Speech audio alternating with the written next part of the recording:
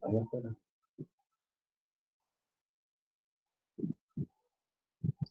Sí, estoy afuera. Vamos a ver. Ahí está.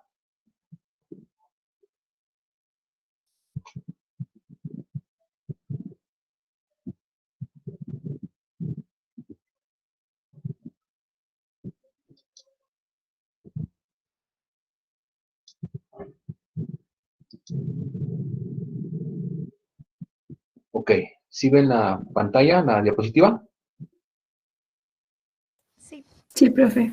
Sí, profe. Sí, profe. Bien, ok, gracias. Continuando entonces, contingencia ambiental, ¿sale? Como definición, situación de riesgo derivada de actividades humanas o fenómenos naturales que pueden poner en peligro la integridad de uno o varios ecosistemas.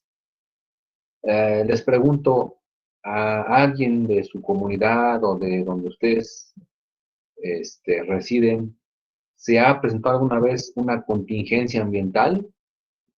A ver, escucho opiniones.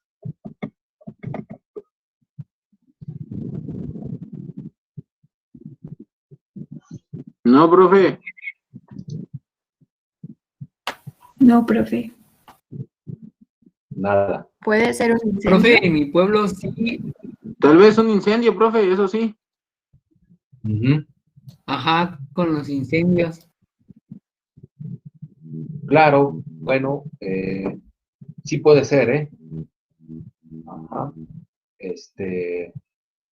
Dice Ana Karen cuando llueve, pero más bien cuando llueve trata de limpiar el panorama. Aquí la cuestión es, viéndonos un poquito por la definición, si en ese lugar donde ustedes residen, debido a las actividades humanas, en conjunto con estos fenómenos como los incendios, ajá, o épocas de calor, se visualiza una contingencia ambiental donde, pues por la combinación de gases y por la combinación de partículas, aún no sea un poco, no sea tan definido, por ejemplo, los cerros o ver más allá. Ajá. Porque entran en conjunto, en combinación, esos humos, ¿no? Pueden ser algún humo, algún tipo de emanación que se esté dando del suelo, o incluso pues algunos residuos que sueltan por ahí algunas partículas y en combinación con un clima no tan próspero como una ráfaga de viento puede generar una contingencia, ¿sale? Bueno, pues es ahí entonces pues actualmente hay muchas actividades que desarrollan los seres humanos, que por ende pueden generar la combinación de partículas para que esto lleve a una contingencia ambiental.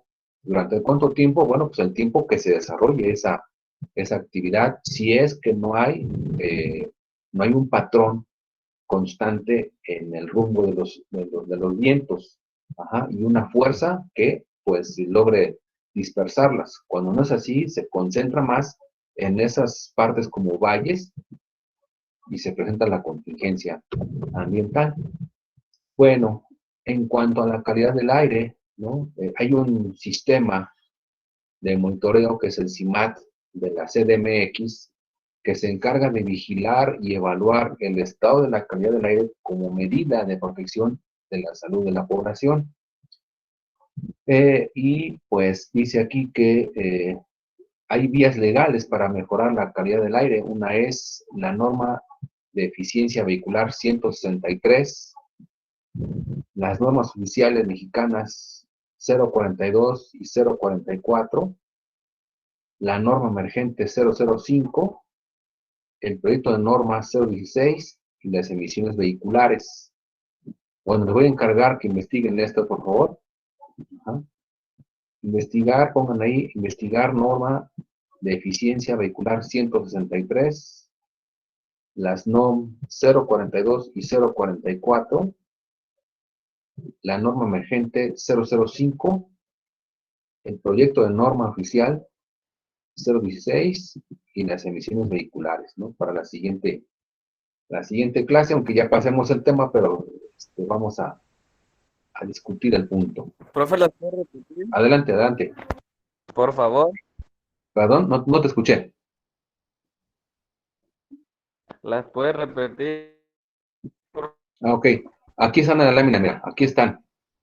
Van a investigar, sale, la norma de eficiencia vehicular 163, se meten al internet, investigan por favor esta norma oficial, perdón, la norma de eficiencia vehicular 163, la norma oficial 042 y 044, la norma emergente 005, el proyecto de norma oficial mexicana 016 y las emisiones vehiculares.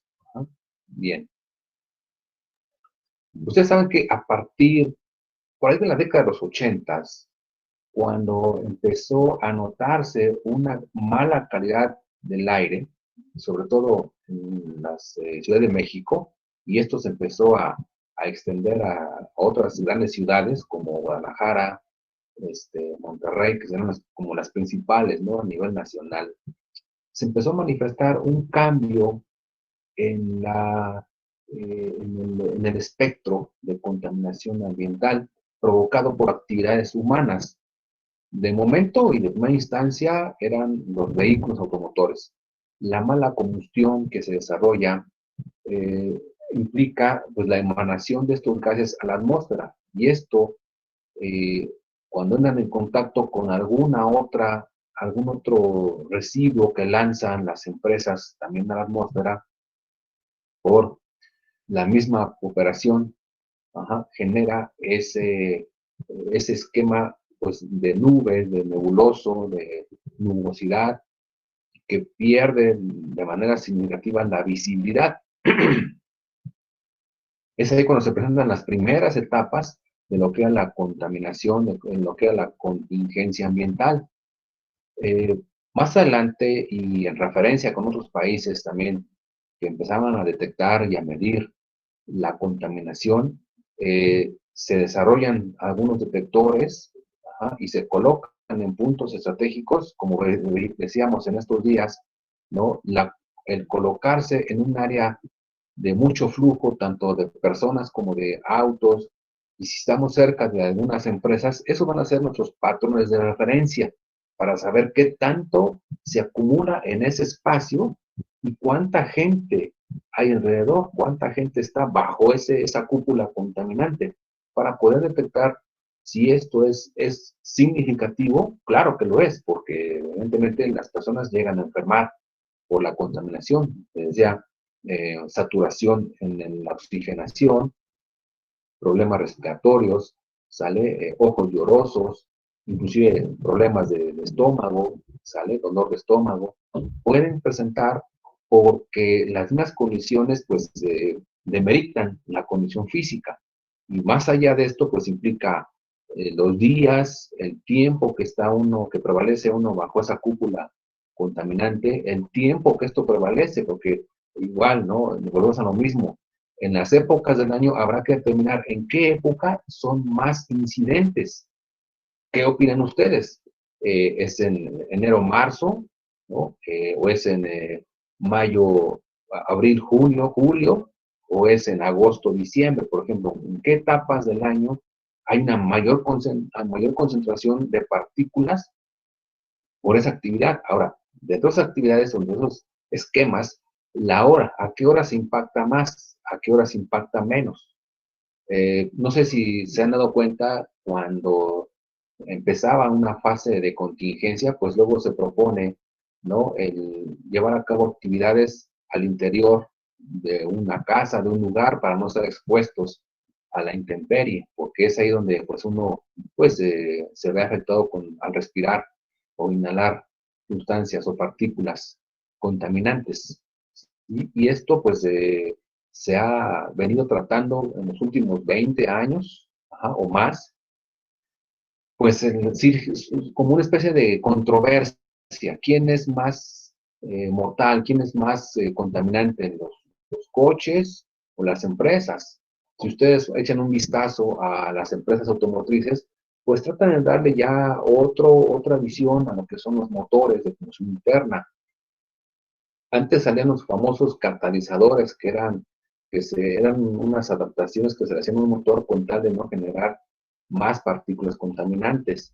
Y desde antes, la mala combustión por el tiempo que tiene uno funcionando el coche, que no lo afina, no lo arregla, etcétera. Todo esto empezó a ser como que más intenso, el esquema, y hasta que llegó un día que sí era bastante fea ya la contaminación, que pues se propuso entonces la medida de ir pues fraccionando el uso del vehículo con el famoso hoy no circula.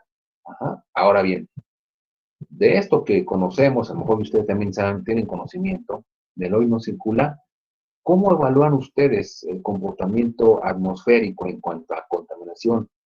Si se remedia un poquito, hay una disminución en el efecto contaminante al proponer un hoy no circula, que cuando esto se ve incrementado por la poca actividad de los vientos, se endurece el programa hoy no circula, ¿no? Al grado de que también sábados y domingos. ¿Cómo ven ustedes esto? ¿Sí funciona o es parcialmente o realmente qué se tiene que hacer? A ver, escucho comentarios. Profe. ¿Profe? Sí. ¿Me escucha? A ver, si le subes un poquito tu micrófono. Ok, ¿ya mejor? Ya. Ah, ok. Bueno, es que yo estaba buscando información y en la página de Greenpeace en México me salió que hay una escala llamada IMECA, que es el Índice Metropolitano de Calidad del Aire. Y ahí nos dice que hay precisamente temporadas de ozono, como usted lo menciona, que se da en los meses de febrero a junio, más que nada. Y te da hasta la hora, por ejemplo, de 1 a 6 de la tarde es cuando se registran un mayor índice de contaminación. Y eso se debe precisamente a la poca humedad, a los vientos débiles, al ambiente seco que predomina o a la radiación solar. Pero también puede haber como temporadas de gran contaminación debido a incendios y a la quema de basura o de materiales, principalmente en las épocas de invierno, en ese tipo de épocas, pues que ya no es cuando, o sea, se supone que ahí los índices deberían bajar, pero por este tipo de situaciones los índices pues siguen a la alta y las empresas que pues no ayudan. Exactamente. Buena participación, Angélica. Me parece interesante tu aporte. Exactamente, ¿no? Ya existen, se han desarrollado bastantes, indicadores como los IMECA y algunas sensores que miden las partículas por millón. Y ya, digamos, hay una cifra, ahorita no recuerdo, pero hay cifras, por ejemplo, donde no debemos de sobrepasar ese indicador, porque si no, entonces entramos en contingencia. Y sí, lo que tú comentas es cierto, mira, por eso nosotros les comentábamos, ¿no? Es evaluar durante la semana o durante las épocas del año cuándo es el nivel de contaminantes más incidentes en la población, ¿sí? ¿Y qué tenemos a nuestro alrededor? Tenemos locales comerciales, tenemos microempresas, tenemos empresas grandes, y estas actividades que se desarrollan en las empresas también generan un tipo de contaminante, en este caso lo que estamos viendo, contaminación en el aire, partículas, ozono, CO2, que pues participan con lo que son los vehículos automotores o transporte en general. Y esto se suma a la causa y bueno, ahora ya no nada más es la cuestión de los vehículos, de las empresas, sino como agentes externos, la velocidad de los vientos y como eventos externos también adicionales, los incendios. Cuando se supone que si no hay lluvia, pues tendría que haber un evento tranquilo, pero no, porque entonces se presentan incendios, ¿sale? Y dice, bueno, entonces ya son varias situaciones. Aquí viene exactamente de 200 a 300. Muy bien, gracias, Guadalupe.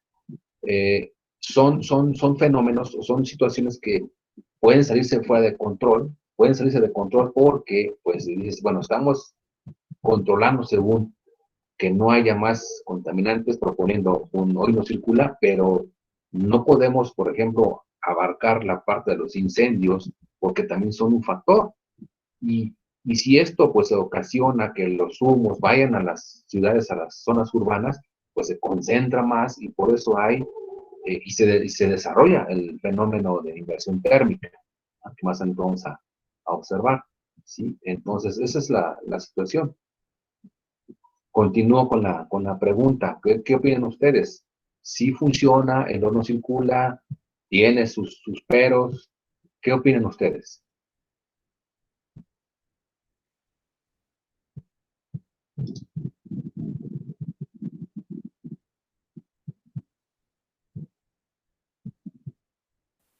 Pues yo creo que en ciudades donde la placa vehicular es muy grande, yo creo que sí ayuda, porque si de por sí, aún con el no circula, son demasiados carros, no me imagino si no lo hubiera.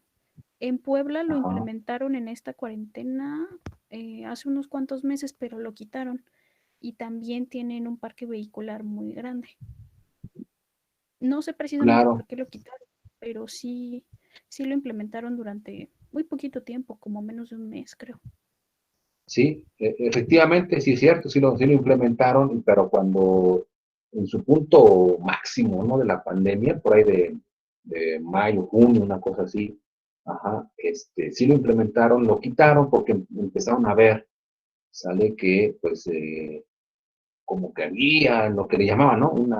La curva se aplanaba, pero bueno, pues, ustedes saben que a excepción de la Ciudad de México, en otros lugares no hay, no está estipulado por norma, por ley, que se dé el horno circula.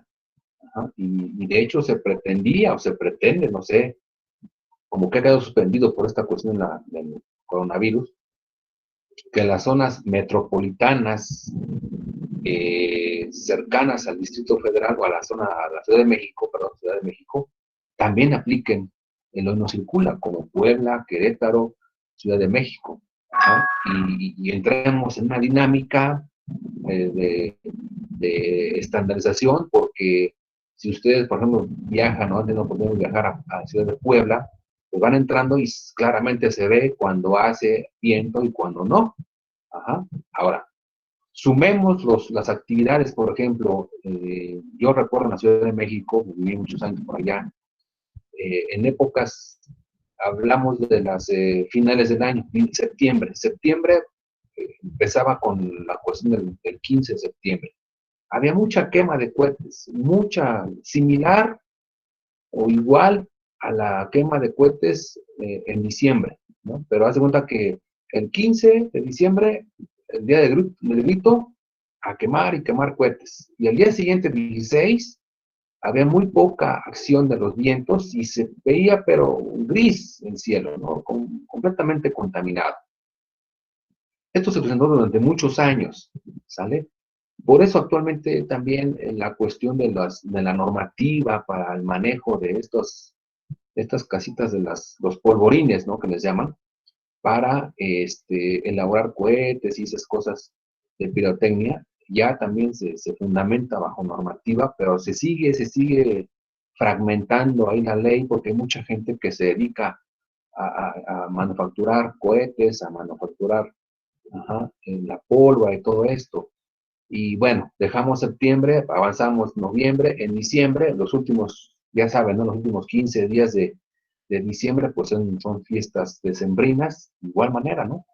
Como la acción de los vientos no es tal, pues se mantenía una nata, ¿no?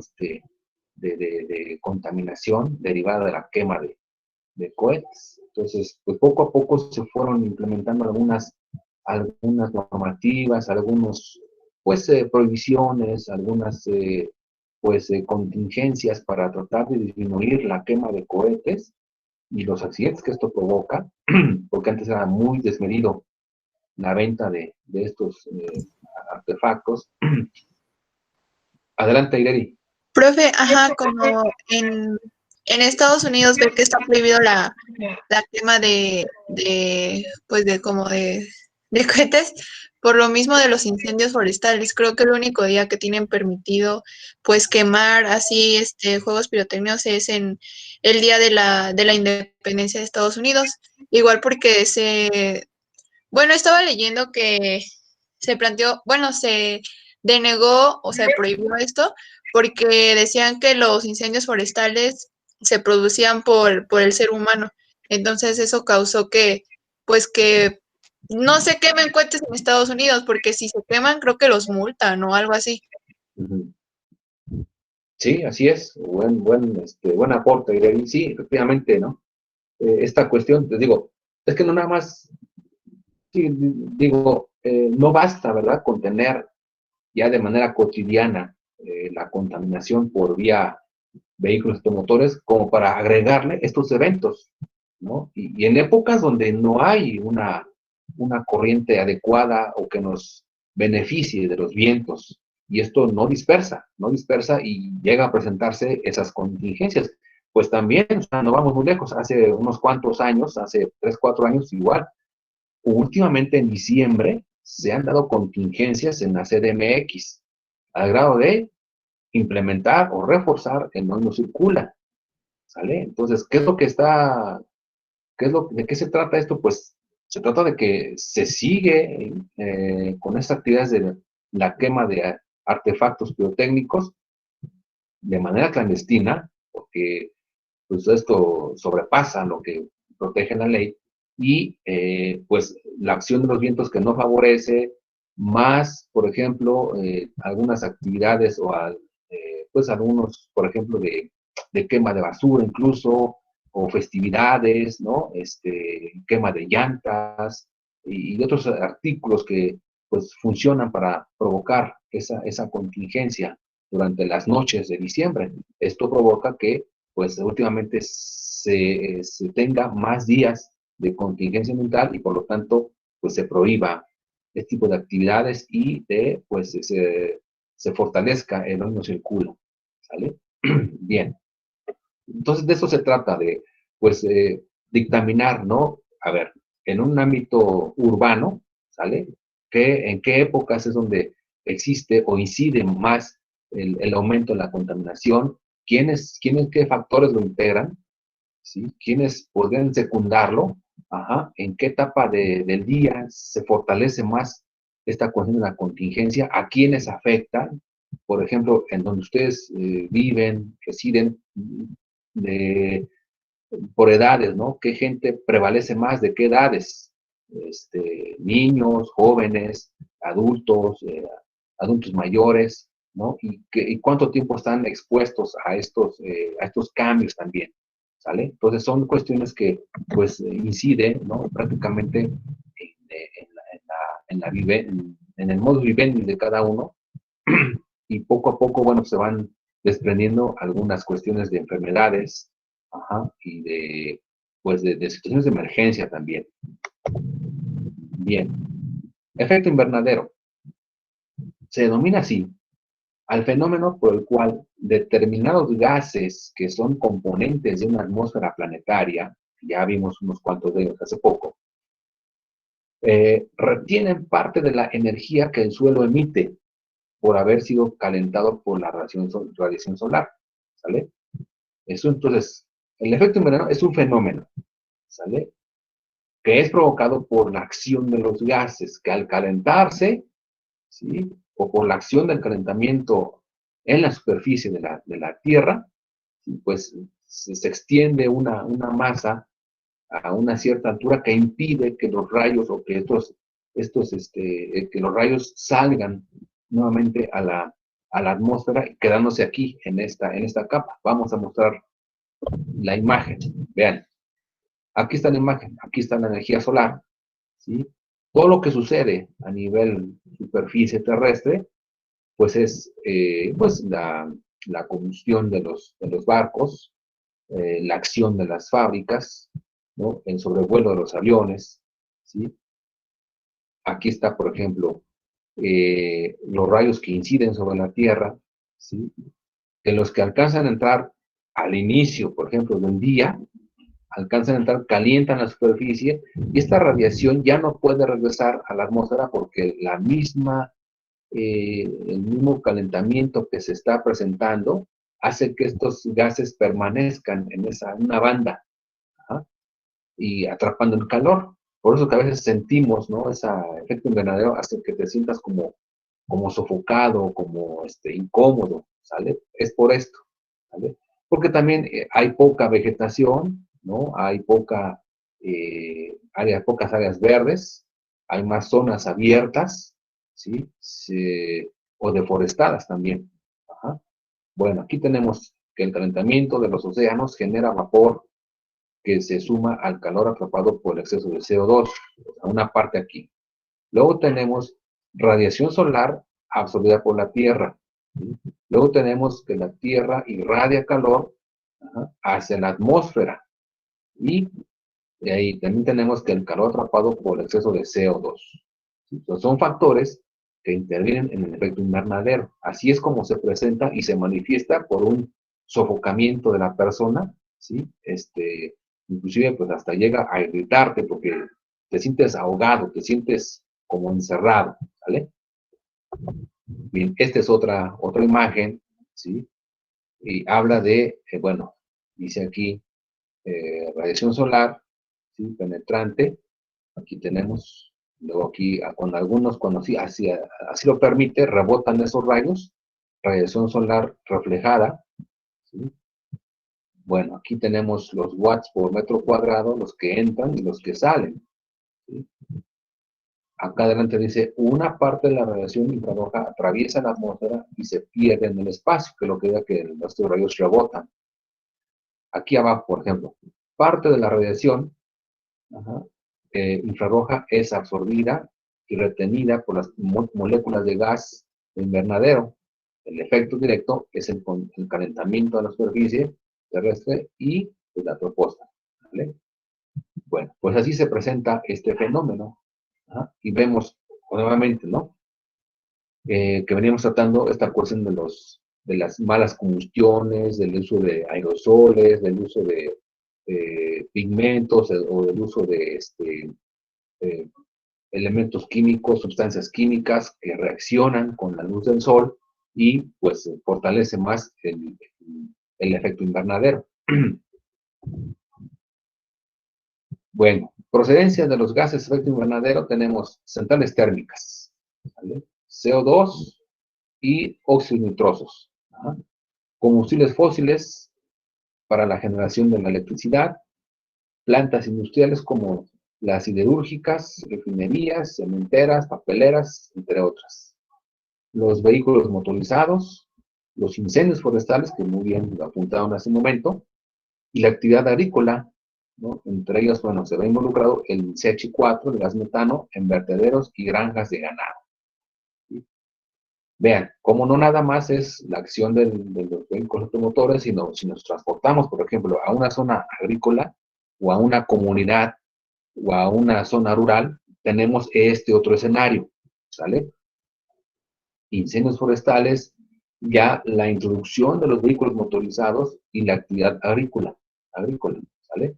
Entonces también, o sea, hay que ver el impacto de estas actividades, cada cuándo son, ¿sí? Cuál es, en la época del año, el punto más álgido, más contundente, la cantidad de personas expuestas, ¿sí? O como para hacer una pequeña valoración, ¿sale? Bien, aquí tenemos en un gráfico, ¿sale? Aquellos con mayor importancia, obviamente, se lleva a las palmas el dióxido de carbono, ¿vale? El metano con un 18%, el óxido nitroso con un 6%, el ozono troposférico 9%, y los clorofluorocarbonos con un 17%.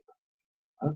Entonces, bueno, en primera instancia, el dióxido de carbono, que ya sabemos que es parte fundamental de los gases que expulsan las empresas y los vehículos automotores.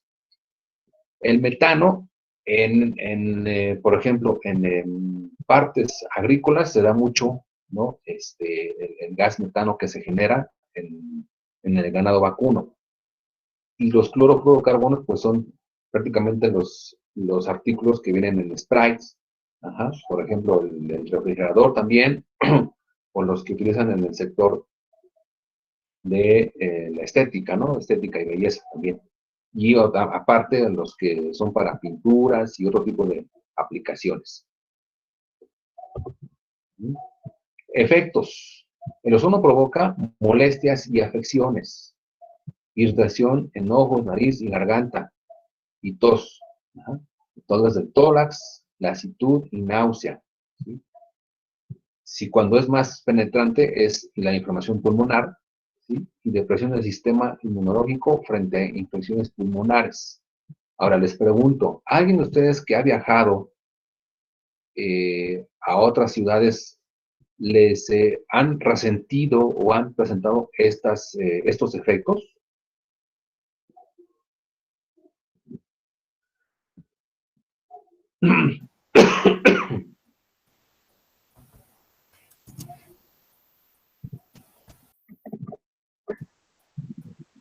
¿No? ¿Nadie? Sí, profe, en Ciudad de México. Ajá. ¿Tú has Cuando viajado iba a a México? visitar a mi hermano, a veces sí sentía los ojos llorosos. Claro, claro, normalmente cuando las personas, todos ustedes que viven en zonas como que alejadas incluso de una zona industrial, por los efectos que esto generan, pues todavía se puede considerar una persona sana. Cuando estas personas se trasladan a un escenario donde es más urbano, hay más movimiento de personas, de vehículos, y tenemos por ahí a la redonda algunas empresas, pues sí, se puede pensar que, ajá, exacto, ¿no? Podemos pensar que sí llega uno a afectarse porque no está uno acostumbrado. Ajá. Algunos de sus compañeros que ya egresaron, cuando se mueven, por ejemplo, para hacer sus prácticas o se movían a hacer sus prácticas, eh, este, eh, manifestaban ese cambio, ¿no? E incluso hasta se enfermaban porque no estaban acostumbrados a respirar una gran parte del tiempo o gran parte del día estas cuestiones, esas combinaciones de gases o de partículas. Ajá. Ok. Aquí, por ejemplo, a ver qué tenemos aquí. Ok. Ajá. Dice Ideri que los que viven en la costa se enferman aquí por el frío. Sí, pues, ajá, y eso que en Oaxaca no hace así mucho, mucho frío, o sea, no es tal, sino que en la costa, pues, creo que cuando baja a los 20 grados ya la gente saca los suéteres, ¿no? Por decir algo. Bueno, pues aquí. Ok, muy bien. Y Alejandro Mujica dice que no hace frío. Ok, bueno, son sus opiniones, ¿no? Como dicen los de la radio. Ok, vamos a continuar. Ahí está. Cambios agudos en la función, estructura y metabolismo pulmonar, digo, cuando ya la gente pues está muy expuesta o luego en los estacionamientos, los que están encerrados también se puede presentar cuando hay mucha entrada y salida, ataques de asma, ¿sí? Efectos sistémicos en órganos blandos como el hígado y personas sensibles al ozono como los niños y los ancianos. Claro, cada uno de nosotros tenemos una constitución física y pues depende de qué tan sanos fuimos, por ejemplo, en nuestra niñez, refleja qué tan fuertes somos actualmente. Cuando el niño, pues, en su etapa preescolar o educación básica, sufre de algunas molestias de gripa, de alguna intoxicación, ¿sí? Su organismo, pues, va siendo afectado y cuando ya es adulto, pues, empieza a padecer incluso hasta el frío, cuando no es época de mucho frío, le afecta lo fresco, ajá, y así, ¿por qué? Porque no está en un ambiente contaminado y no fue debidamente protegido años atrás, ¿vale? Bueno, pero para ello hay sistemas de tratamiento de aire. ¿En qué consisten? Bueno, pues es en limpiar el aire. Pues hay extractores, hay ventiladores, ¿sí? Que, por ejemplo, en oficinas y en las empresas se recomienda tener ductos de aire para que el aire que está ahí, que prevalece, tenga circulación constante y esto limpie el panorama, limpie el lugar y se puede hacer un lugar más cómodo y mejor respirable, ¿sale? Dice aquí que es necesario extraer el aire viciado de un ambiente y sustituirlo por el aire puro tomado del exterior, es decir, los extractores. Porque a veces la gente también llega con tos, llega con alguna molestia respiratoria y esto pues, provoca gérmenes, ¿no? Y puede llegar a contagiar. Entonces, para que no se presente esto, se recomienda en un ambiente cerrado, como una etapa administrativa o unas oficinas, pues sí que vaya circulando poco a poco el aire para no saturarlo de este aire viciado, como le llaman. Bien, vamos a ver la contaminación del agua, ¿sale? Bien, hasta aquí algún comentario adicional con la contaminación del aire.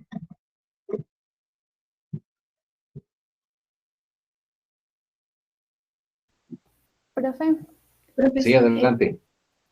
respecto a lo que decía de lo de hoy no circula, estaba Ajá. leyendo que, por ejemplo, eso puede funcionar, pero solamente en ciudades pequeñas y no tan grandes como sería la Ciudad de México, porque dice que muchos al no poder circular en un día, optan por comprar un carro más barato y que está en peores condiciones. Entonces estos generan más contaminación, porque los usan, los días que no puede circular su carro, usan el otro que se compraron y así.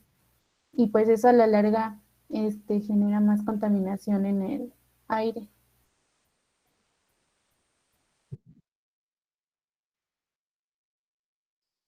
Claro, un buen aporte, Irene, y sí, o sea, desde el inicio, ajá, sí, los bochitos, desde un inicio empezó esto de no circular, sí, era evidente, decías, bueno, ¿por qué no vas a prohibir circular los lunes o los viernes, ¿no?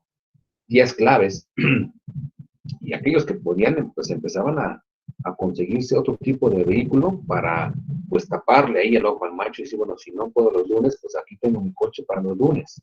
Ajá, pero, pues es esto, que realmente la cuestión de la, no sé, la responsabilidad, de la conciencia, ¿no? El tener dos vehículos, pues ya es algo, ya son palabras mayores, ¿no? Porque ni bien tienes a un vehículo cuando ya está fallando el otro, y si vamos por la cuestión de la contaminación, pues igual, o sea, hay que invertirle para afinar el vehículo y que pase a fuerzas la revista y que pase la verificación, o sea, pues sí, es un teatrito que hay que estar viviendo si es que tienes dos o tres vehículos. ¿Ah? Pues no es tan sencillo, sí, de alguna manera dices, bueno, pues me sirve porque con el vehículo que tengo al inicio, pues me prohíben circular los jueves o los viernes. Normalmente son los lunes y viernes el problema, ¿eh? Ajá, y por lo tanto la gente quiere moverse esos días vitales. Ajá. Ahora, por otro lado, bueno, lo que comenta Irene puede ser también cierto, ¿no? De que esto del orden circular podría servir más a pequeñas ciudades, ¿sí? Porque ustedes se dan cuenta, por ejemplo, también pasa en Guajuapan, ¿no? ¿Cuántos vehículos ustedes ven por ahí circulando que tienen placas antiguas, inclusive del estado, ajá, o del distrito, de la Ciudad de México, perdón, la CDMX, tienen placas pero viejísimas, y entonces significa que ya no se las van a cambiar, significa que no lo han pasado por una verificación, porque hasta se ve que ya empiezan a soltar humo blanco o humo azul de una mala combustión, y bueno, pues es que son coches que ya lo utilizan de manera local, ya no salen para nada, no salen a carretera.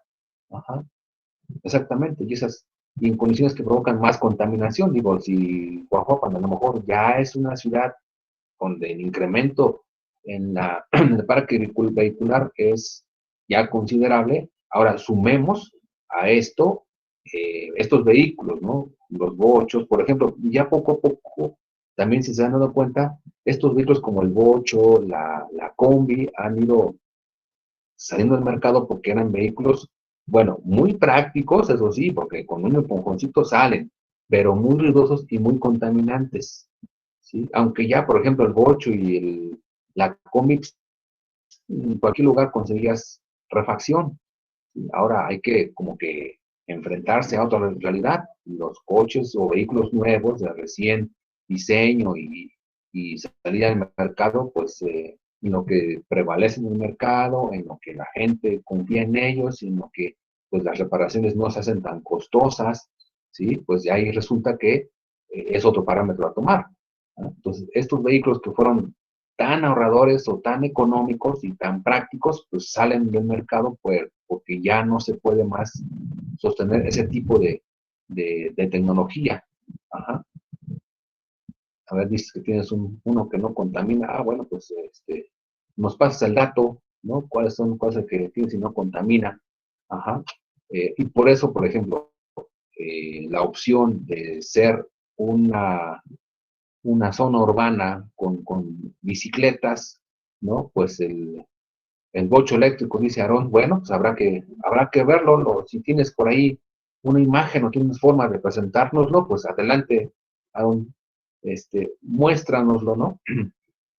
A ver si se puede verlo, para que lo podamos ver, ¿sale? Entonces, bueno, incluso pues ya la idea de meter bicicleta, la idea de meter pues algunas alternativas para que la gente ya no pues se ande circulando con vehículos automotores, sino que esto sea un poquito menos peligroso y menos dañino para el medio ambiente. Entonces, pues esa es la clave de esto, ¿no? En esta parte que es la contaminación en el aire, pues es analizar estas situaciones que vivimos cotidianamente, que va a depender de la época del año, que va a depender del lugar donde nos ubiquemos, si es un área rural o un área súper urbanizada, los fenómenos que se presentan como pues del comercio o pequeñas empresas, vehículos que van ingresando o que salen, ¿sí? Aunque ya nos pasó la dirección Narón para que podamos consultarla, pues lo voy a hacer a ver qué tal me parece este sitio, ¿ok? Bien, entonces esto es lo que prevalece en la contaminación en el aire. Bien, vamos a ver ahora la contaminación del agua. Bien, vamos a pasar unos datos interesantes. Bien, miren, porcentaje de la superficie del planeta compuesta por agua, sabemos que es el 70%, ¿vale? Porcentaje de esa agua que es salina, fíjense nada más, el 97.5% de esa agua que está en el planeta es agua salada, ¿sale? Agua dulce en el planeta, 2.5 millones de kilómetros cúbicos. Imagínense un kilómetro cúbico. Ahora, véanlo, 25 millones de kilómetros cúbicos. Eso es lo que hay en el planeta de agua dulce, ¿sí? Porcentaje del agua dulce congelada en bancos de hielo, glaciares y nieves perpetuas, 68.9%. O sea que en un momento, y pregunto, ¿no? En un evento catastrófico de falta de agua, ¿recurriremos a esa agua congelada? Porcentaje de agua dulce que se almacena en aguas subterráneas, 30.8%. Algunos de ustedes que me dicen que en sus comunidades, en sus lugares, todavía hay agua potable, pues es esta, ¿no? Que se almacena en aguas subterráneas. Porcentaje de agua dulce localizada en lagos, lagunas, ríos y humedales, el 0.3%.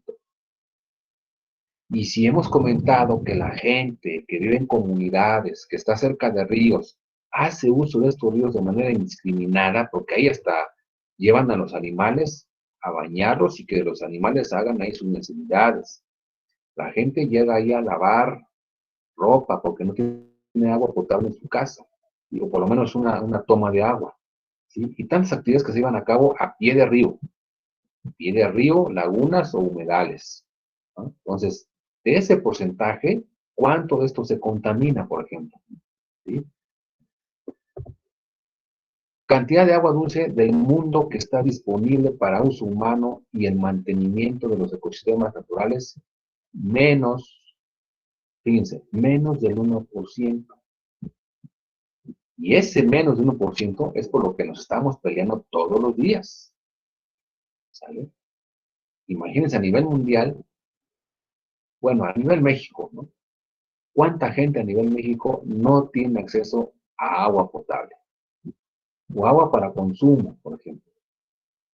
De ese 1%. Más datos. Disponibilidad natural de agua estimada para el 2004 por habitante en México, 4.500 metros cúbicos.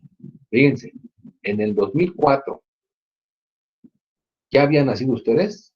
Ya, ¿no? Bien. Ya, profe. Ok. En ese 2004, por habitante había 4.500 metros cúbicos de agua, ¿no? Disponibilidad natural de agua por habitante en México en el 1955. Fíjense, 11.500 metros cúbicos. Obviamente podremos hacer un análisis, porque en ese año había para 11.000 metros cúbicos y 50 años después, ¿no? Para 4.500 metros cúbicos.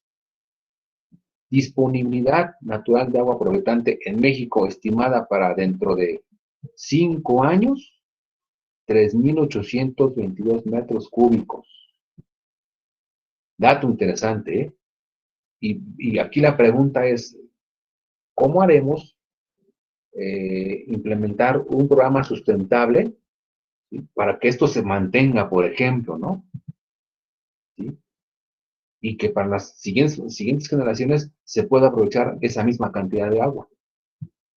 2025, o sea, ¿cuántos faltan? 5 años. En 5 años se proyecta que por habitante tenga 3.822 metros cúbicos de agua para él solito. Fíjense aquí lo que pasa, disponibilidad natural actual de agua por habitante en Canadá, 99.700 metros cúbicos. ¿Qué hacen en Canadá? ¿O qué pasa en Canadá que tienen muchísima más agua por habitante que en México? Estamos, bueno, en el mismo continente. Contra la disponibilidad actual de agua por habitante en la India, 2.300 metros cúbicos. Por ahí vamos, ¿eh? Porque si en el 25 tenemos esto, ¿cuándo alcanzaremos a la India? Ajá. ¿Cuántos años más? ¿En cuántos años más alcanzaremos a la India actualmente? Porque en 15 años, quién sabe cómo esté el consumo de agua por habitante. ¿Vale? Entonces ahí, digamos, el escenario, el cuestionamiento, ¿qué se está haciendo? Por eso la pregunta a lo que vamos, les preguntaba sobre el Plan Estatal de Desarrollo a nivel Oaxaca. ¿Qué se está haciendo con el agua?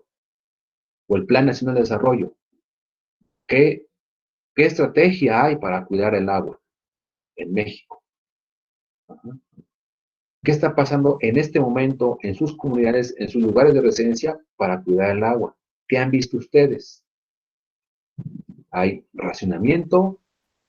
¿Hay un mejoramiento? ¿Hay más plantas potabilizadoras? Ajá.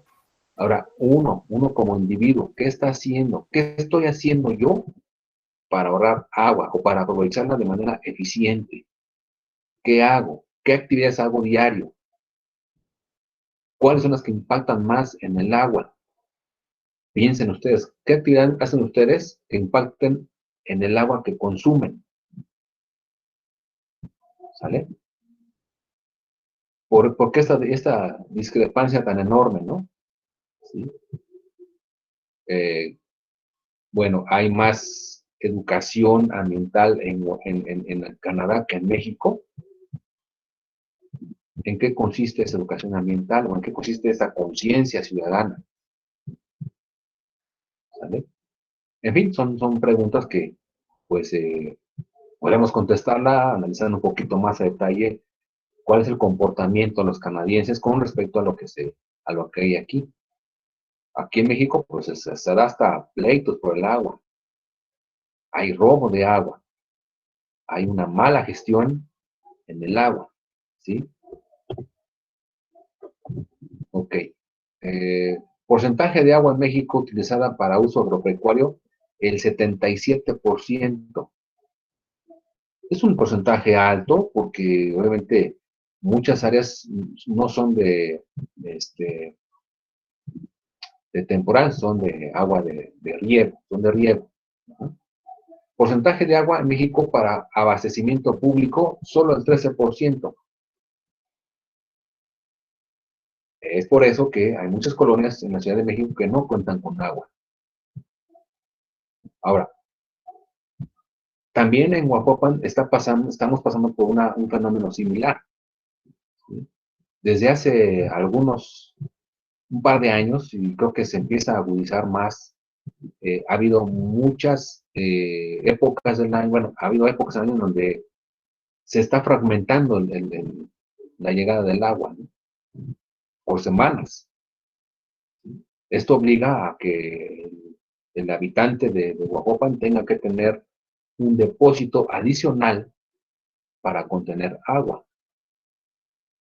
Si hemos visto que en Huajuapan o zonas aledañas llueve mucho en épocas de lluvia, ¿por qué no colectar o hacernos de una gran cisterna o alguna medida que pudiera almacenar agua en esos días? Porque se vienen días muy difíciles, ¿no? ¿Sí? Y esto también es parte de lo que estamos viviendo. ¿Cómo hacer para que en las futuras generaciones no batallen tanto por la falta de agua?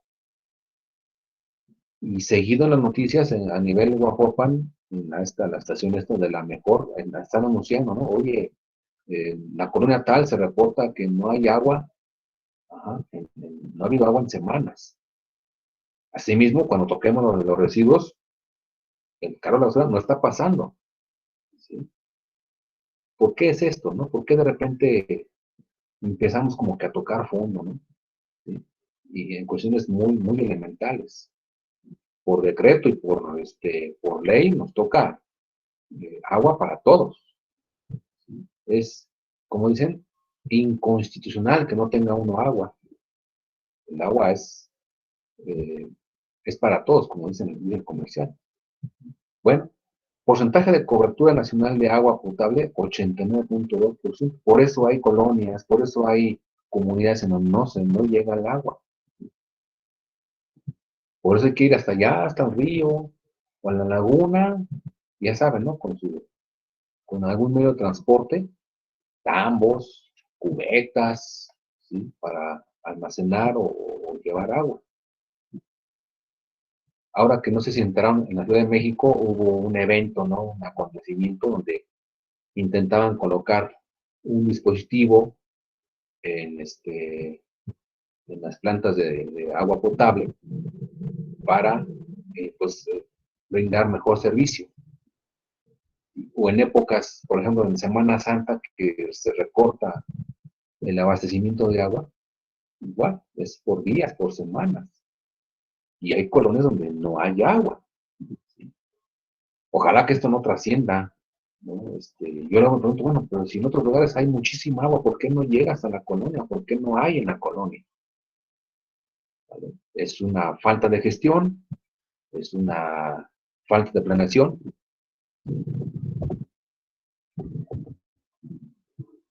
Millones de personas en México que no cuentan con agua potable, 10.6 millones de personas. Lugar que ocupa México de un total de 122 países en lo que se refiere a la calidad de agua, el 106. ¿Por qué es tan mala la calidad de agua en México? Pregunto. ¿Qué está pasando con el agua en México? ¿Por qué de repente hay que estar tomando agua embotellada todos los días? ¿Qué está pasando en las potabilizadoras que no es factible de producir agua potable para, abriendo la llave, me tomo un vaso de agua? ¿Cuál es la causa raíz, ¿no? Porcentaje de agua de buena calidad en los acuíferos, 80%. ¿Sí? Porcentaje de las aguas superficiales en México que son de calidad aceptable, solo el 27%. Y como hemos visto, ¿no? La contaminación de los suelos pues se sigue incrementando porque la misma acción de los insecticidas o pesticidas o como queramos llamar, pues cumple una función que es derramarse sobre los mantos acuíferos, evaporarse, contaminar abajo y arriba. ¿Sí? Porcentaje de esas aguas superficiales que tienen tal nivel de contaminación que es imposible darle algún uso directo, el 24%. ¿Sí? Si tuviéramos la cultura de concentrar la mayor parte de agua, por ejemplo, agua pluvial, estaríamos batallando o estaríamos dando estos datos actualmente, ¿o qué piensan ustedes, no?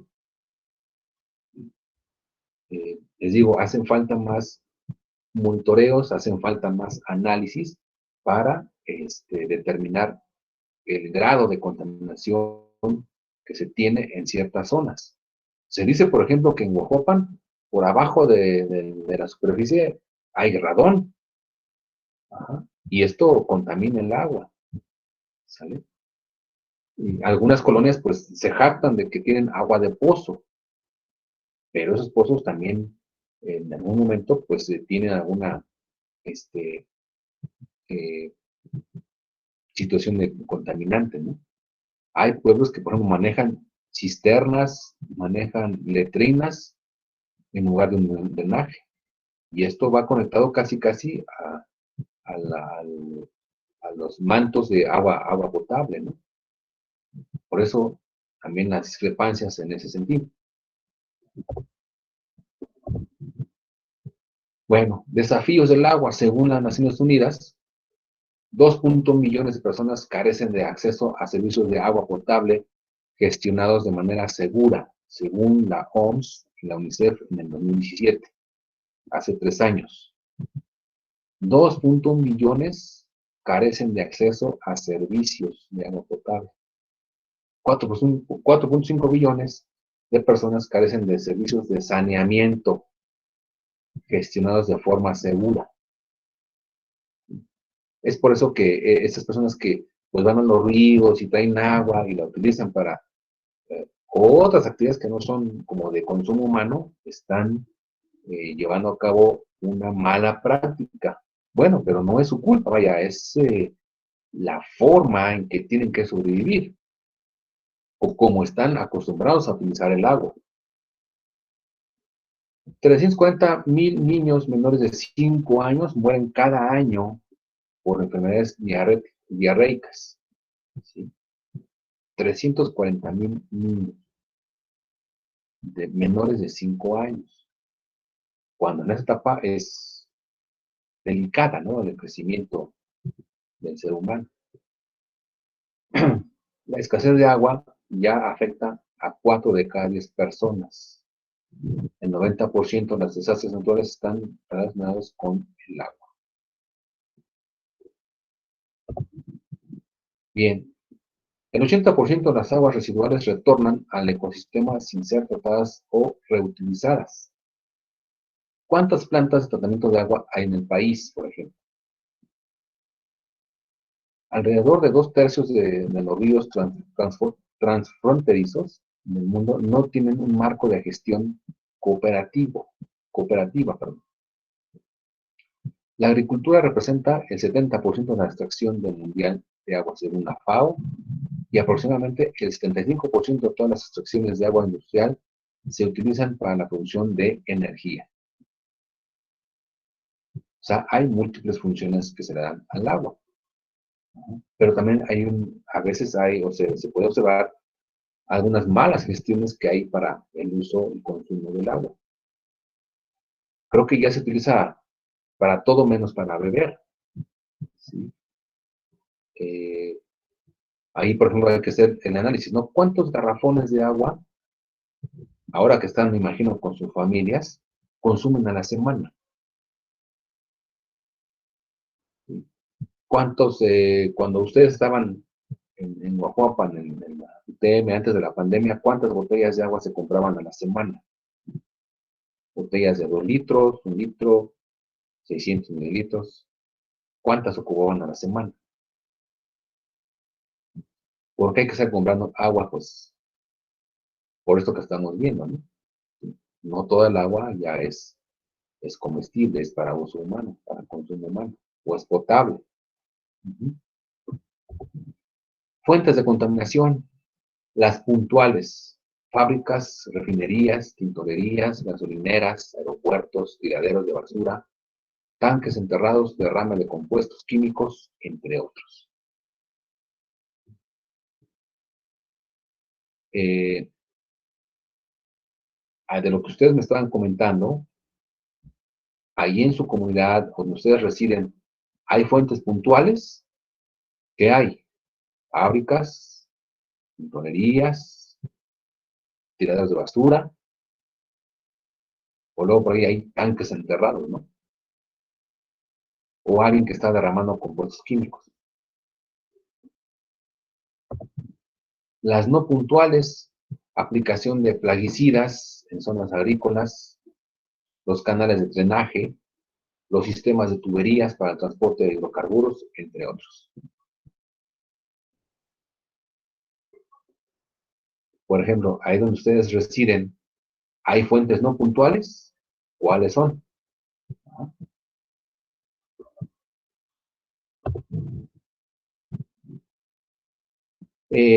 Solo el 20% del agua recibe tratamiento. Gran cantidad de agua contaminada se vierte a ríos, lagos, lagunas y zonas costeras sin ningún tratamiento previo. Volvemos a la cuestión del LCA, ¿se acuerdan? O al final del tubo. Por lo menos eso que hiciéramos, ¿no? Por lo menos eso que pudiéramos contemplar, una salida que no es adecuada, pero es de momento. ¿Sí? La cuestión de proponer plantas de tratamiento de agua residual que tienen y cumplen una función y generan ventajas y beneficios, parece ser a veces proyectos muy lejanos, ¿sí? Donde pues no se quiere invertir, no se quiere desarrollar la propuesta. Pero, no sé, a lo mejor puede ser la tirada en los próximos años, ¿no? Legalizar o pues implementar estas plantas de manera obligatoria, de manera necesaria. Bueno, en México existe la CONAGUA, ¿sí? Que cuenta con una red nacional de monitoreo conformada por 964 sitios y casi 360 estaciones de monitoreo a nivel nacional. Y bueno, no sé si alguna vez también hayan escuchado de esto. ¿Cómo se mide la calidad de agua? Pues mediante 2 parámetros, que son la demanda bioquímica de oxígeno y la demanda química de oxígeno. Vamos a ver qué nos dicen estos parámetros. Bueno, aquí tenemos la escala de clasificación de la calidad de agua conforme al DBO, la demanda bioquímica de oxígeno, 5. Tiene este 5 porque al hacer el análisis se toman 5 días para observar el comportamiento de los organismos coliformes que tienen el agua. Bueno, después de esos resultados en el laboratorio, tenemos que el DBO 5 menor o igual a 3 miligramos por litro, el criterio de calidad de agua es excelente, por lo tanto es un agua no contaminada. ¿Sí? Mayor a 3 miligramos y menor o igual a 6 miligramos por litro es de buena calidad. Y lo encontramos en aguas superficiales con bajo contenido de materia orgánica biodegradable.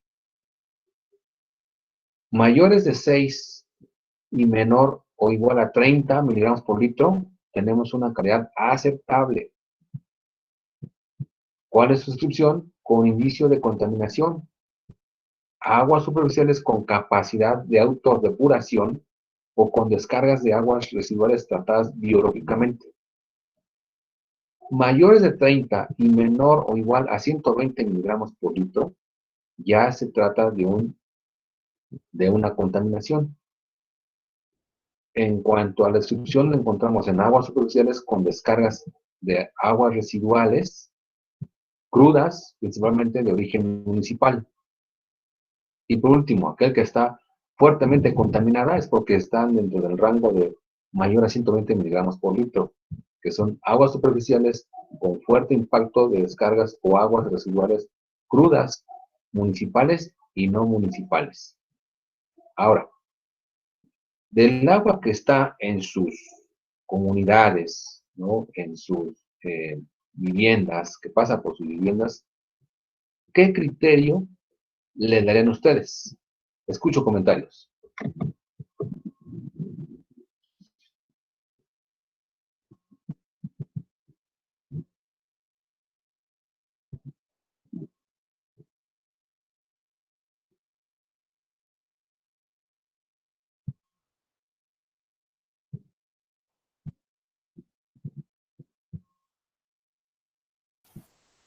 ¿Profe?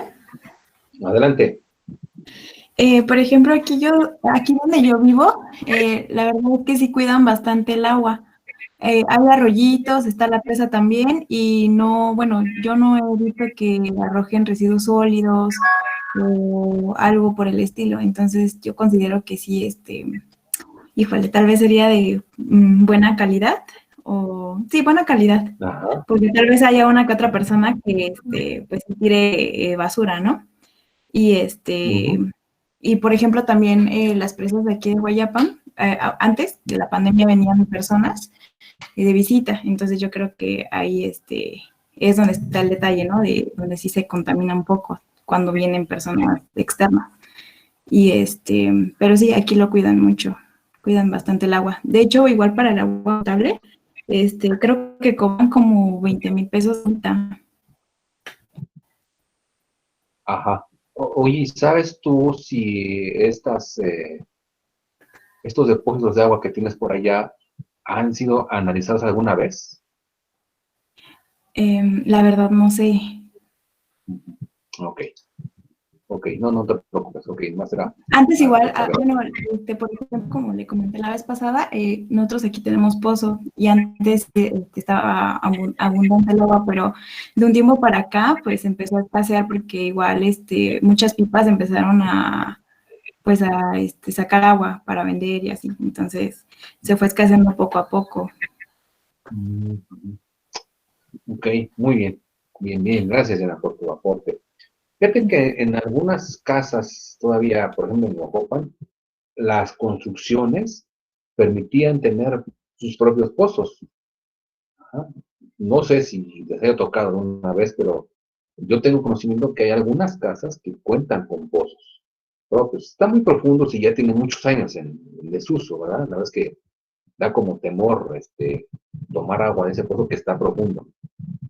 Pero pues con el paso del tiempo, de los años, se fue dando la potabilización del agua y a cada quien, me imagino, cada casa ahí tiene su toma y todo esto, ¿no? Pero ha habido, pues, ocasiones en que se escasea, ya lo vimos en los datos. Ok, entonces Diana dice que ahí donde reside ella cataloga el agua como de buena calidad. Muy bien, o sea, quiere decir que no hay el temor de que se llegue a combinar una descarga de agua residual con lo que se tiene como agua natural, ¿no? Ok. ¿Quién más quiere hacer un aporte en cuanto a calidad de Profesor, agua? se me olvidó comentarle algo. Adelante. Para lo de mi investigación, vi un documento acerca de mi comunidad y según esto que hay pocas personas que no cuentan con, o sea, que tienen letrina. Entonces hay veces que esos desechos los tiran en los arroyos, pero son contadas las personas que aquí no tienen drenaje. Ajá. Ok. Entonces pero ese era ese uno de también. los problemas, ese era uno de los problemas principales también de aquí de mi comunidad. Y puede ser catalogada como una mala práctica, ¿no? Ok, bien, Diana, gracias. ¿Alguien más quiere hacer un aporte?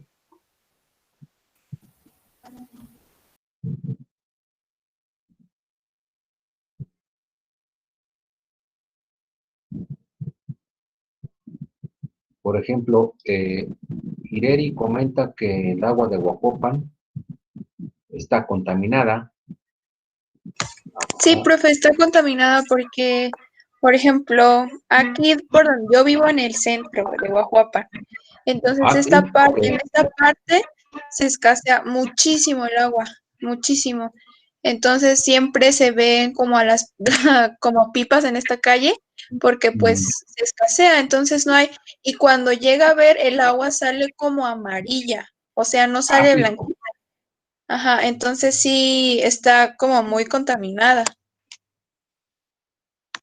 Sí, y si te acuerdas, no sé, también en el centro habían hecho hace algunos años un proyecto, habían desarrollado un proyecto para cambiar la tubería de drenaje y la de agua potable, que fue un proyecto que se llevó bastante tiempo y nada más hicieron la calle de Trujano, de la carretera hacia el centro, pero la segunda etapa era la de Nuyó, la calle de Nuyó, pero pues realmente creo que como vieron que tardó mucho en que se limpiaba la calle, se escarbaba, se hacía el canal, luego se cambiaba la tubería y se cierran y luego el proceso de repavimentación también es muy lento.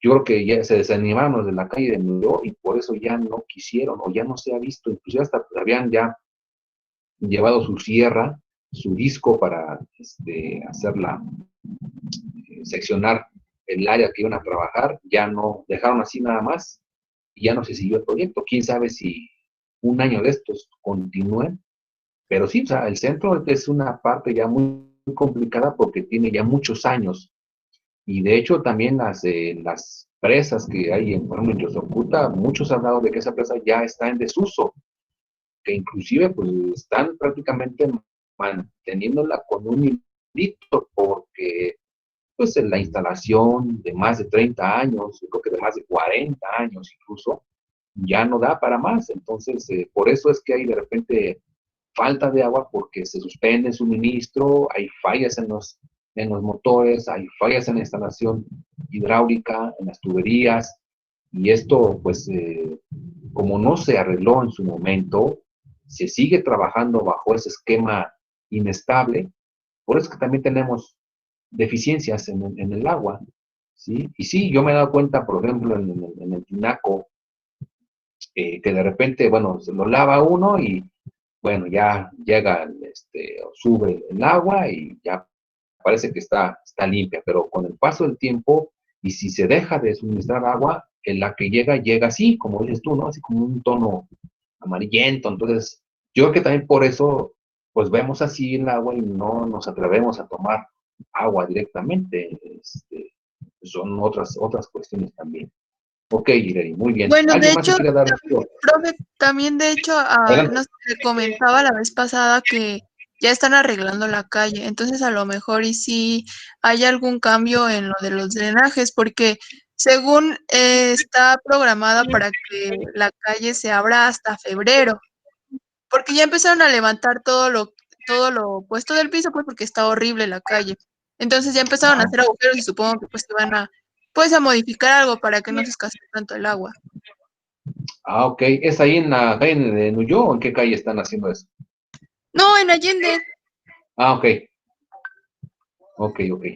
Bien, gracias. Sí, o sea, bueno, por lo menos ya están haciendo algo, pero la importante en ese entonces era esa calle de Nuyo, pero bueno, vamos a ver, ojalá que esto pues anime a que se empiecen a hacer otro tipo de arreglos, porque sí, la verdad es que sí lo han comentado mucho las etapas presidenciables que Guajuapan en el centro es una zona de ya muchos años y ya requiere un cambio de todo, un cambio de tubería, un cambio de ruta, un cambio de una buena planeación. Ok, gracias, Ireri.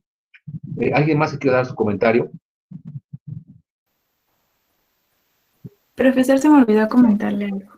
Sí, Diana, adelante, adelante.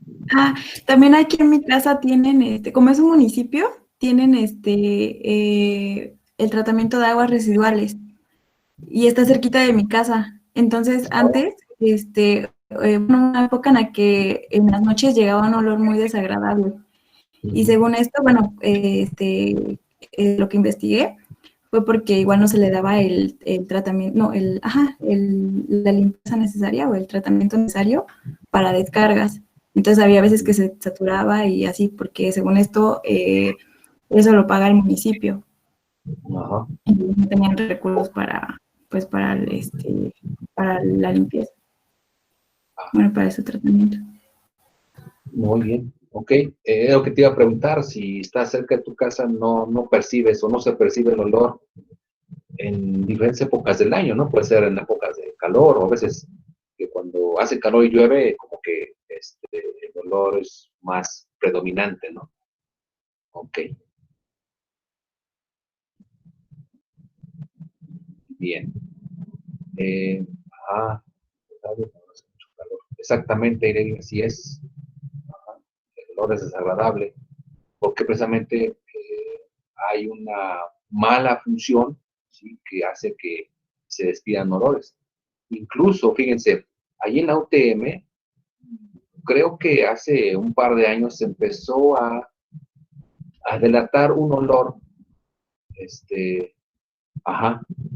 claro, Irene, un olor característico de drenaje, ahí por el puentecito, no sé si ustedes ubican el puentecito que atraviesa, o sea, uno entra por el portón negro ahí de la UTM, y que llega hasta las casas, habitación, en el puentecito, ahí se da un olor muy fuerte por ahí de junio, mayo, junio, porque decían que era el drenaje que estaba mal administrado y que venía de Acatlima. Entonces, como que ese drenaje alguien lo desvió y estaba llegando a la UTM.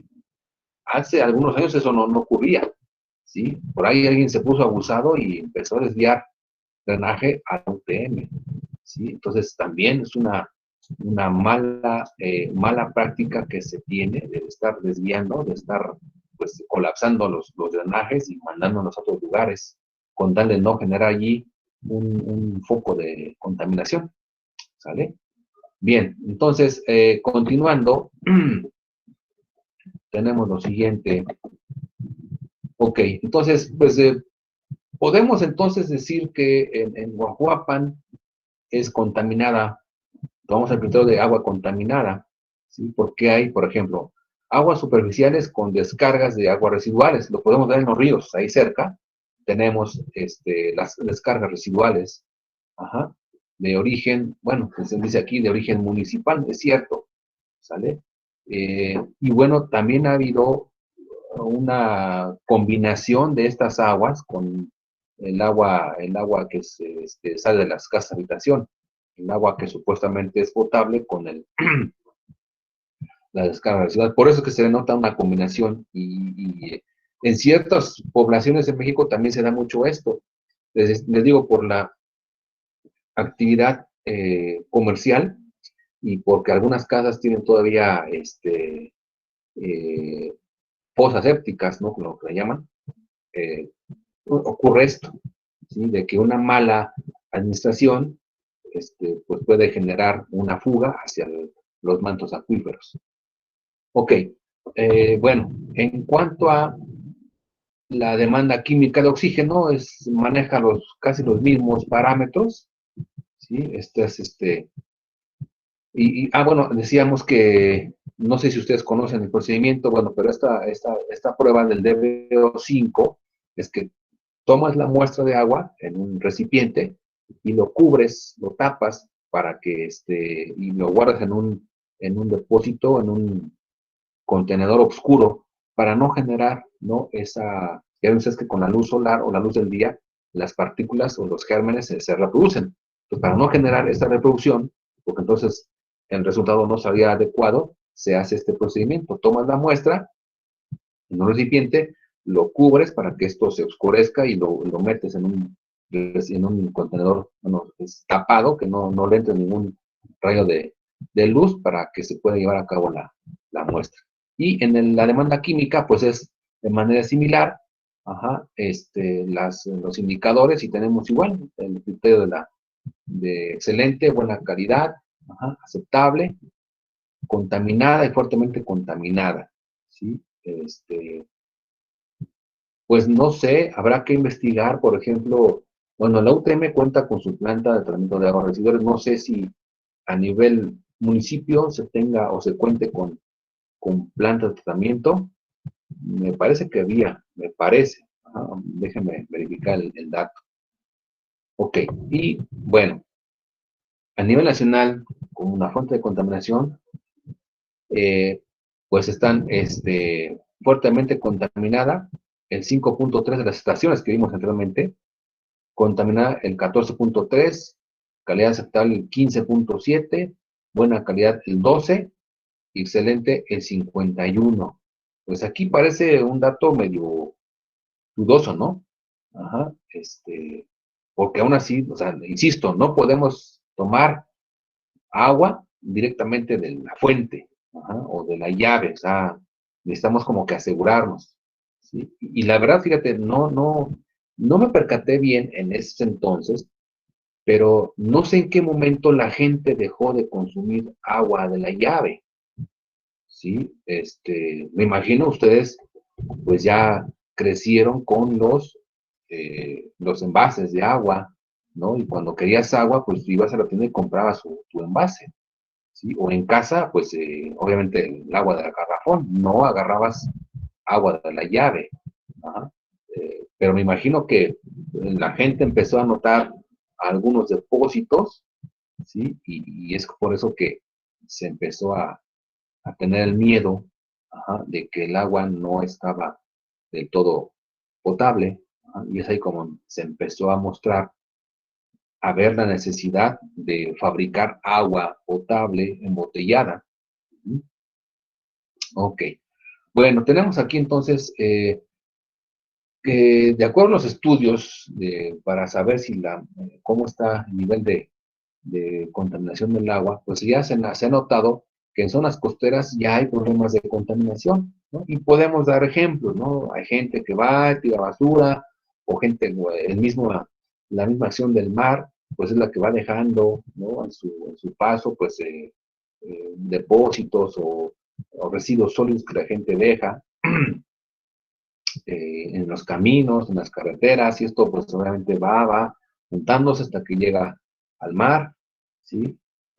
Producen efectos nocivos sobre organismos que habitan en el mar, como los estuarios, lagunas y los humedales, ¿no? También se pueden dar daños irreversibles a los ecosistemas costeros y considerables costos sociales y económicos, o sea, para limpiar, para hacer una campaña de concientización, para que pues las empresas o el municipio, ajá, o las autoridades pues, cumplan una función de despejar el área o quitar los residuos, pues consideran que eso también hay que invertirle recursos económicos. Bueno, también se encuentra lo que son el tratamiento de aguas residuales, que es, bueno, según esto, pues va modificando, ¿no? La característica de la contaminada mediante ciertos procesos hasta obtener un agua, lo que le llamamos de consumo humano, no beber, pero sí utilizar para otras actividades o para el riego incluso. Bueno, el tratamiento, bueno, consiste en darle seguimiento a estos contaminantes presentes en concentraciones menores que el límite de detección. Cuando es detectado, el problema ya es demasiado de grandes dimensiones, y aun cuando se elimine la causa, el compuesto queda en el suelo y se libera lentamente. Es lo que comentábamos. En algunas regiones no se detecta al 100% que el agua contenga ese material coliforme o contaminante. Ajá. Como se deja pasar, la gente lo acostumbra a utilizar, a beber, ¿sí? Cuando es detectable, pues ya mucha gente se enfermó, ya hay padecimientos, ya hay otras cuestiones que hay que tomar una decisión aceptable, ¿sí? Y pues aún así cuando decimos, bueno, vamos a dejar que el agua fluya, esto llegan a concentrarse en las laderas o en la tierra, a cielo abierto, evaporándose y provocando la otra contaminación. ¿Sí? Ok. Bien, esta es una sugerencia, ¿no? Que se da, que se puede llevar a cabo en regiones, por ejemplo, en pequeñas comunidades o en municipios donde pues se puede dar o tenemos y existen áreas de oportunidad para poder generar este proyecto, ¿no?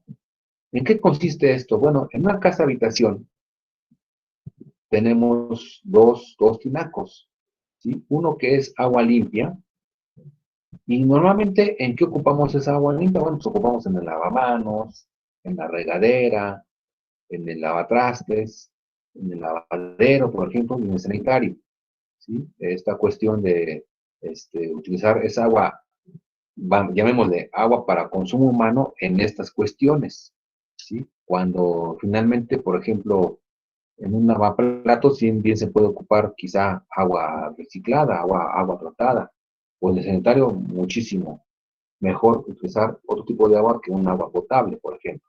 Pero es, digamos, nuestra cultura lo que nos ha llevado a hacer esa práctica todo el tiempo, ¿sí?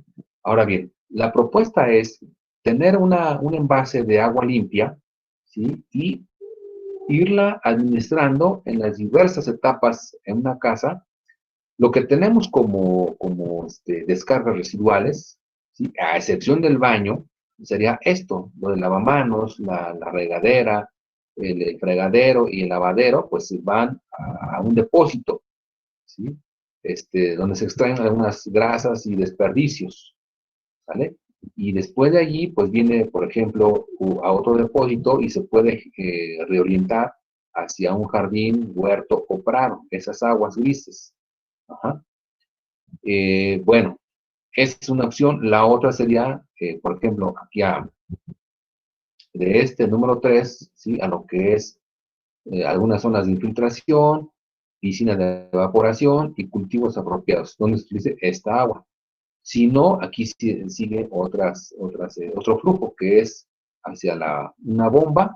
Esta bomba la lleva hacia un depósito o un tinaco, y tenemos estas aguas grises, que estas bien se pueden aprovechar, ¿en dónde? En los sanitarios, ¿sale? ¿Por qué no se hace esto? ¿Por qué no se da la práctica? Pues es una buena pregunta, pero yo creo que estamos todavía a tiempo de desarrollar ese tipo de implementación, ¿no? ¿Por qué? Porque a veces en estas ciudades como Oaxaca, que todavía, bueno, son pequeñas, aunque ya está creciendo cada vez más cada año, pero en otras ciudades pequeñitas o comunidades podemos ocupar esta estrategia para ir dando otra orientación y mejorar el consumo de agua, ¿sale? Ya no utilizarla necesariamente en actividades donde a lo mejor no se requiere utilizar agua potable, ¿vale? Bueno, y de estas descargas que se dan en el sanitario, ya orientarlas hacia un ámbito de las aguas negras, igual, ¿no? Hacia otro tipo de tratamiento o uso, ¿sí? Si ya se están dando, por ejemplo, esas casas, habitación con utilización de energías alternativas, como estos caloductos para calentar agua y quitarte ya la lata de los boilers, ¿por qué no también proponer este tipo de alternativas donde pues manejas, por ejemplo, aguas residuales y aguas limpias? Por eso la importancia de que lo que vimos en el manejo, al final del tubo, es destinar el agua pluvial para una cuestión de carácter limpia, por ejemplo, ¿no? Y utilizar las aguas negras, bueno, que vayan hacia el desagüe, pues vayan o que tomen otra alternativa, perdón, otro camino. Ajá. Aquí se da también, por ejemplo, el tratamiento de aguas residuales, que es un tratamiento primario, ¿sí? Aquí tenemos donde es un tanque de sedimentación, se obtienen los residuos, hay una cámara, ¿sí? De recogida de áridos, ajá, se da lo que es un espesador, un digestor, ¿sí? Y después pasa a lo que es el tratamiento secundario, ¿sí? Filtración por goteo, recogida de los lodos, clarificador y por último un tratamiento terciario que es pues la eliminación de algunos otros compuestos y se da la cloración, la desnitrificación, precipitación, luego los filtros y se libera, ¿vale? Para fines que se requieran, ¿no? Porque a veces que con solo el tratamiento primario, bueno, pues nada más es cosa de recolectar las partículas más grandes y se regresa. O si queremos hacer un proceso más elaborado, más tratado, con mejores beneficios, utilizamos hasta el último tratamiento. Bueno, en el marco jurídico para la prevención de la contaminación tenemos el artículo 27 constitucional, ¿sí? Ahí es donde empieza todo esto del manejo de las aguas a nivel nacional. Usualmente habrá que referirse a este documento para iniciar un proceso de cuidado en el manejo y gestión del agua a nivel nacional, ¿sí? Entonces, este es el primer indicio, ¿no? El primer estatuto, que es el artículo 27 constitucional, que dice que son propiedad de la nación las aguas de los mares territoriales, marinas interiores, lagunas y esteros, lagos, ríos, crecientes constantes o intermitentes, manantiales y las que se extraigan de las minas. Todo eso nos pertenece como agua. Y de ahí, pues surgen, ¿no? El marco legal, que es la Ley de Aguas Nacionales, reglamento de la Ley de Aguas Nacionales, ¿sí? Ley orgánica de la Administración de Aguas de la República Federal, la creación de la CNA, Ley Federal de Derechos en materia de agua, la CNA es la Comisión Nacional del Agua, ¿sí? Leyes estatales en materia de agua potable y alcantarillado. O sea, este marco legal tendría que servir para darle un mejor uso, ¿no?, al agua, darle un mejor tratamiento para que podamos tener, por ejemplo, agua más sana, agua más saludable, y que podamos inclusive empezar a consumir menos agua embotellada por este tipo de alternativas. O sea, hay agencias, hay dependencias que siento yo deben garantizar, ¿no?, eh, la buena utilización del agua. Está la Ley General de Bienes Nacionales, inclusive la Ley General de Equilibrio Ecológico y Protección del Ambiente, el Tratado sobre la Distribución de Aguas Nacionales entre Estados Unidos Mexicanos y los Estados Unidos de Norteamérica, y la creación del Instituto Mexicano de Tecnología del Agua, el INTA. Por ejemplo, les voy a pedir que consulten el INTA y van a ver cómo hay de alternativas para su buen uso y cuidado, ¿no? ¿Vale? Bueno, contaminación de agua, fíjense, vamos a entrar a la normativa.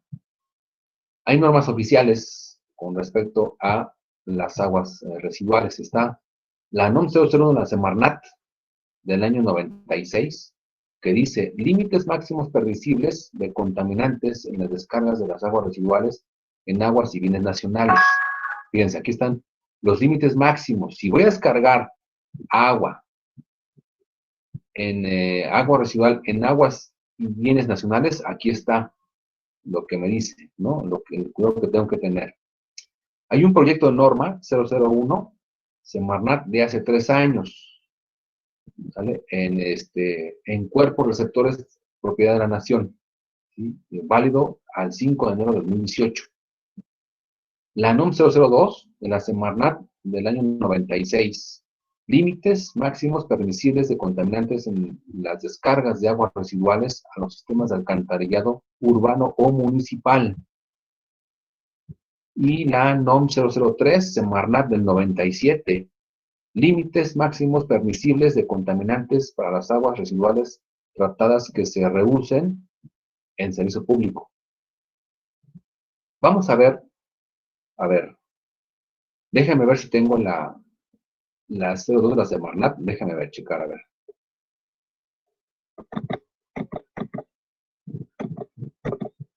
A ver si tengo.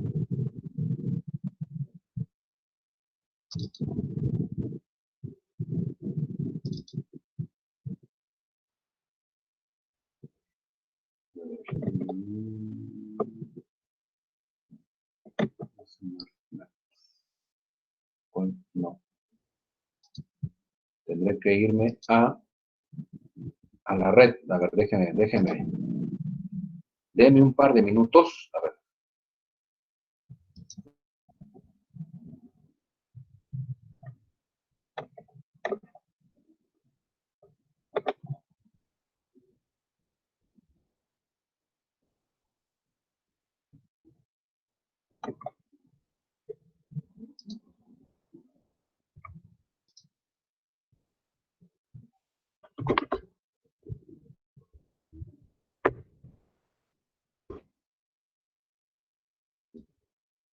A ver, ahorita, déjeme investigar esta parte. Que pensé que la tenía en archivo, pero creo que no.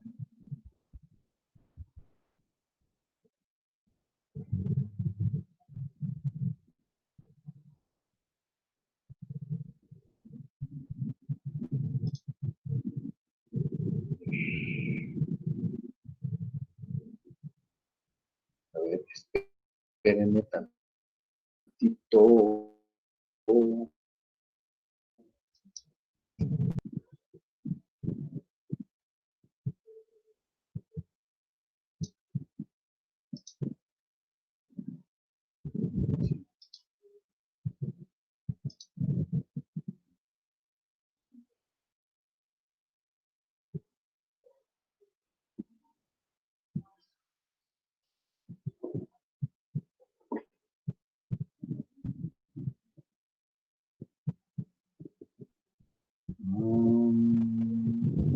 Economía, turismo, abarca, no.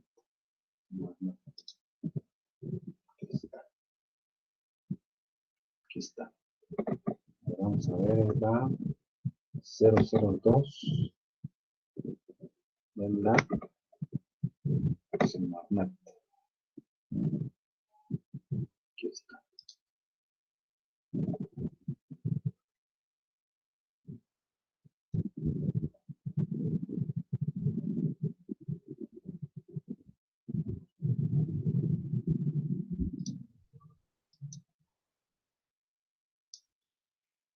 Ok, a ver.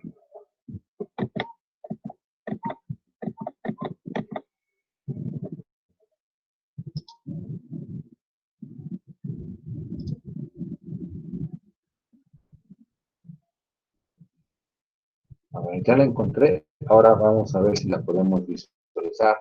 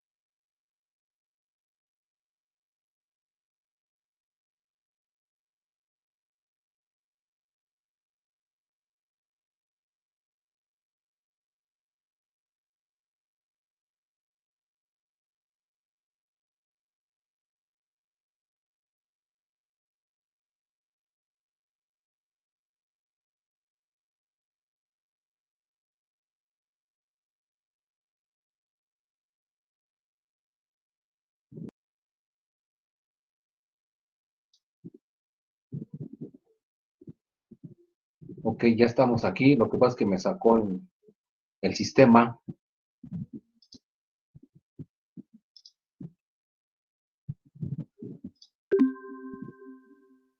Bueno, a ver. Ok, pues ya se viene el tiempo encima. Bueno, vamos a dejarla aquí, pero quiero que por favor investiguen estas normas. Déjenme, nuevamente regresar a la diapositiva para que tengan ustedes en cuenta esto. A ver.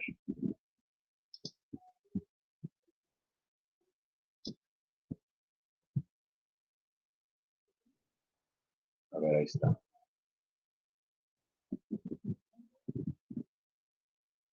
Ahí está. A ver, tomen nota, por favor. Investiguen para la próxima semana la NOM 001 Semarnat del 96, la NOM 002 Semarnat del 96 y la NOM 003 Semarnat del 97.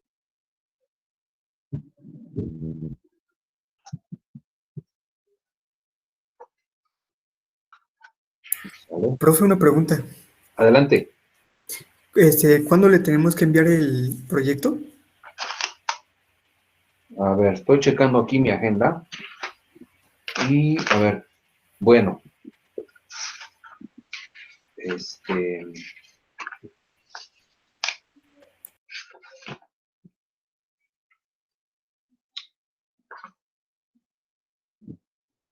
Bueno, para empezar, a ver.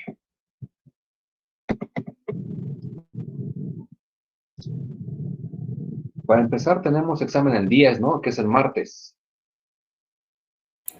Sí, profe, el martes. Perfecto. Entonces, no nos vemos el lunes, nos vemos de aquí, nos vemos directamente al día del examen. Y pues, ¿qué van a presentar?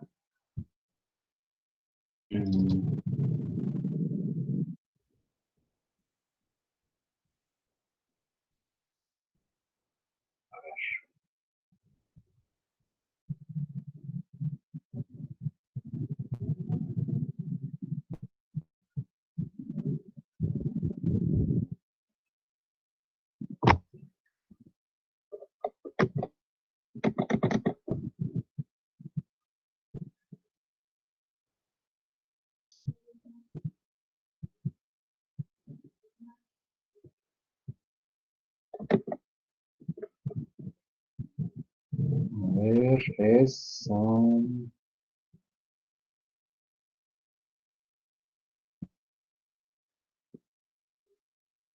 No, pues para el día del examen será que me entreguen,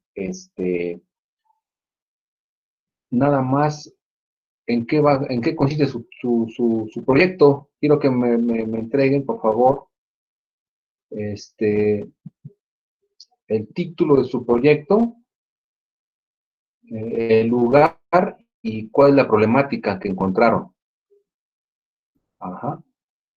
En el caso estudio, para tomarlo como una consideración, además del examen.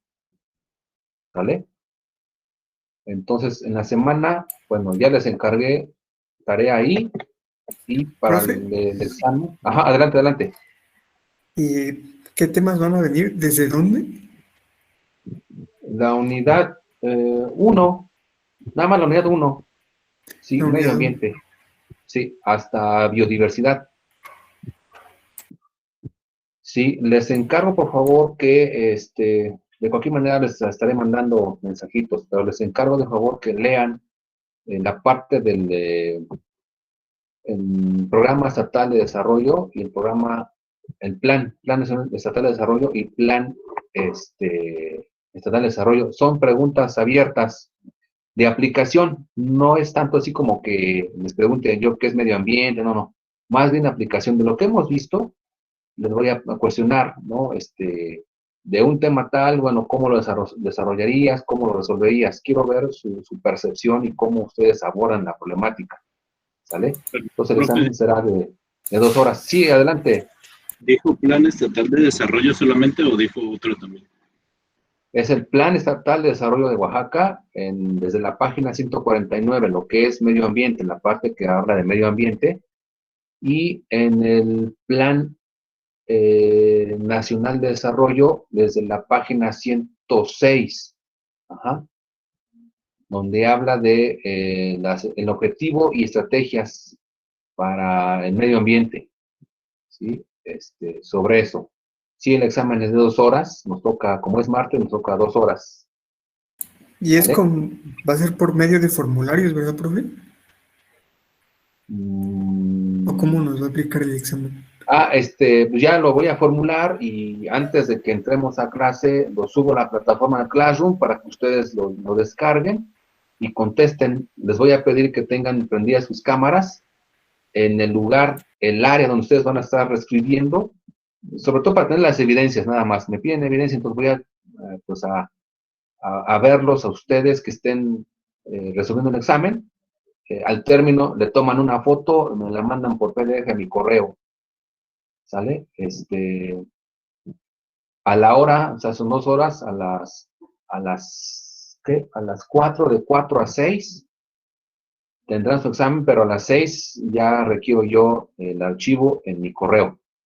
Ajá. Así es que tomen su tiempo, después de las 6 ya no voy a recibir documentos, entonces a las 6, hora límite para recibir su hoja de respuestas, su hoja me la ponen con su nombre. De cualquier manera, les estaré recordando en estos días si no doy el examen. ¿Sale? Sí, profe, gracias. Bueno. ¿Va a ser a mano o a computadora? No, pues ahí lo redactas a mano, ¿sí? Y ya ajá, Ok. ya me lo mandas, ¿no? Por imagen o en PDF, mejor en PDF, a mi correo. Sí, profe, gracias. Ok. Bueno, pues es todo, jóvenes. Nos vemos el martes. Cuídense mucho. Igualmente. Hasta luego, profe. Hasta luego, profe. Hasta luego, profe. Adiós, adiós, adiós.